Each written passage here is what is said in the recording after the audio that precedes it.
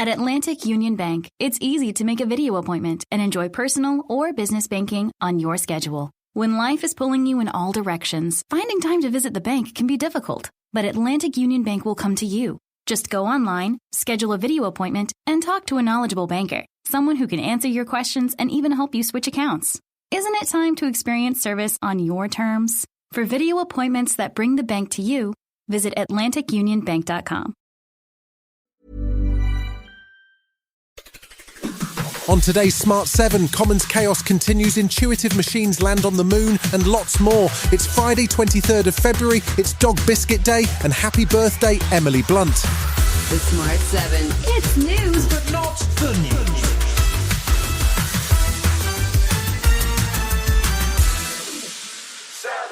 Wednesday night's chaos in the Commons spilled over into Thursday as the dispute between Labour, the Tories and the SNP continued. There were accusations that Labour leader Sir Keir Starmer pressurised Speaker Sir Lindsay Hoyle into accepting Labour's motion on the ceasefire. The Speaker apologised for what he called a wrong decision, but says he was motivated by concerns over MPs' safety, having been told of absolutely frightening threats against them. Sir Keir Starmer was clear that he had no case to answer either. I can categorically tell you that I did not threaten the Speaker in any way whatsoever. The Speaker did the right thing in making sure the debate was broad. There were 67 letters of complaint lodged against him by Tory and SNP MPs, but Commons leader Penny Mordaunt described Sir Lindsay Hoyle as a decent man. PM Rishi Sunak was less enthused, with Downing Street slow to back the Speaker, but eventually Rishi appeared, and while he criticised the concerning choice, he appeared to be ready to draw a line under the incident. The Speaker has apologised, is my understanding, for what happened last night, because the usual ways in which Parliament works were changed, and that is concerning. The Speaker said he's going to reflect on that. But the substance of this and the government's position is very clear. We want to see an immediate pause in what's happening in Gaza.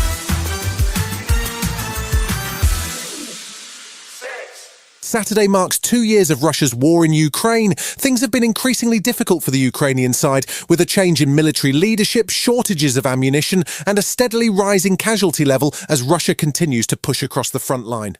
President Zelensky sat down with Fox News' Brett Baer in Ukraine, partly to make his case for more aid and military support from the US, which has slowed to a crawl under Speaker Mike Johnson. He says things have been tough. The last year was mostly complicated for us at the end of the year. But what been done, I think it was good job. And what they could do, only this one place, but what for? US President Biden met with the wife and widow of Alexei Navalny on Thursday and promised more sanctions on Putin. There was good news too from the UK, as Foreign Secretary Lord David Cameron announced 50 new sanctions on Russian military entities to slow the Russian weapons pipeline. Defence Secretary Grant Shapps also had an announcement in the Commons that more Brimstone missiles were on their way, along with a commitment to train an additional 10,000 Ukrainian troops. As President Zelensky said to me when I visited, the UK's contribution has been monumental. Since the start of the conflict, the UK has sent almost 400 different types of capabilities to Ukraine.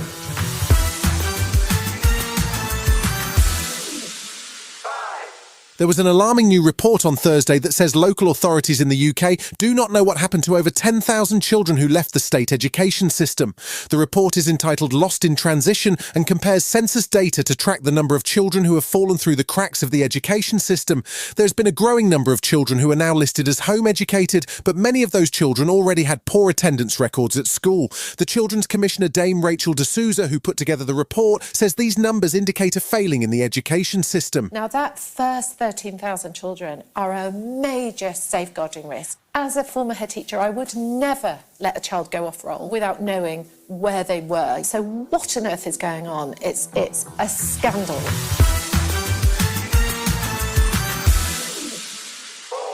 What we can confirm, without a doubt, is our equipment is on the surface of the moon, and we are transmitting. So, congratulations, IM team. We'll see how much more we can get from that. Thursday night saw a moon landing which made history as the first commercial probe to touch down on the lunar surface. Texas company Intuitive Machines has landed a phone box-sized probe, packed full of equipment to examine the little explored lunar South Pole. It's the first time America has touched down on the moon since the Apollo missions over 50 years ago, and NASA Administrator Bill Nelson hailed an historic day. The U.S. has returned to the moon. Today, for the first time in the history of humanity, a commercial company, an American company, launched and led the voyage up there. What a triumph. Odysseus has taken the moon. This feat is a giant leap forward for all of humanity. Stay tuned.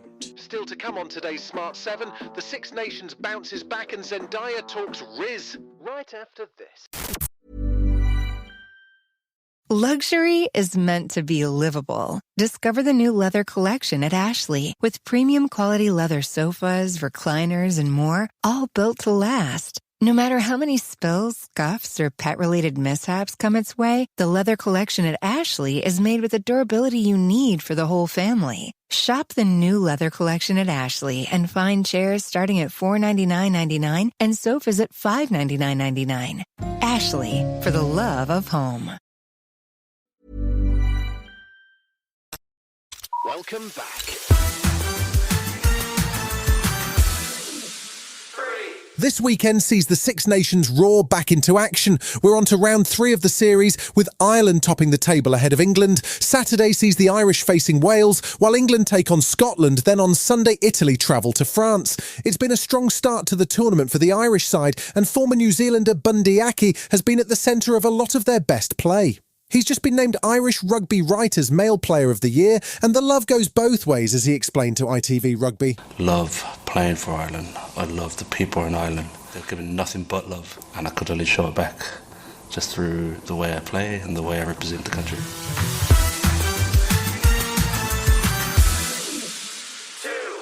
With June 2 getting rave reviews, it's probably time for the extended cast to wrap up their never-ending press tour that's seen premieres and talk show appearances all over the world. Most interviews have a pretty standard format, but BuzzFeed came up with a new way to get their celebrity guests to open up. Give them puppies to play with!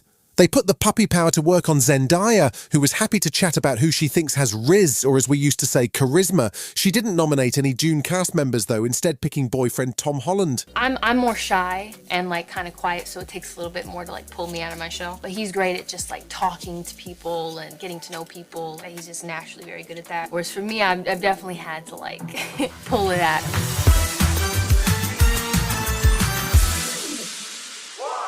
Guy Ritchie fans may remember his 2019 movie The Gentleman. It was an entertaining action flick with an all-star cast including Matthew McConaughey, Colin Farrell and a wonderfully evil Hugh Grant. Well, Guy has now rebooted it as a Netflix series, helpfully also called The Gentleman. It stars Theo James along with Jolie Richardson, Giancarlo Esposito and Ritchie regular Vinnie Jones. There are 8 episodes in total and it drops on March 7th. Allow me to introduce myself. I used to be in business with your father. I have certain interests that I need to discuss with you. What happens down there? As it comes a bit of a shock. As the new landlord, you will receive a significant amount of money. In return, letting us carry out our activities. You've been listening to The Smart 7. We'll be back tomorrow at 7 a.m. Hit that follow button and have a great day. Give us 7 minutes, we'll give you the world. Every year, one thing is always predictable. Postage costs go up. Stamps.com gives you crazy discounts of up to 89% off USPS and UPS services, so your business will barely notice the change. Stamps.com has been indispensable for over 1 million businesses just like yours. It's like your own personal post office. No lines, no traffic, no waiting. Sign up with promo code PROGRAM for a 4-week trial plus free postage and a free digital scale. No long-term commitments or contracts. That's Stamps.com, code PROGRAM.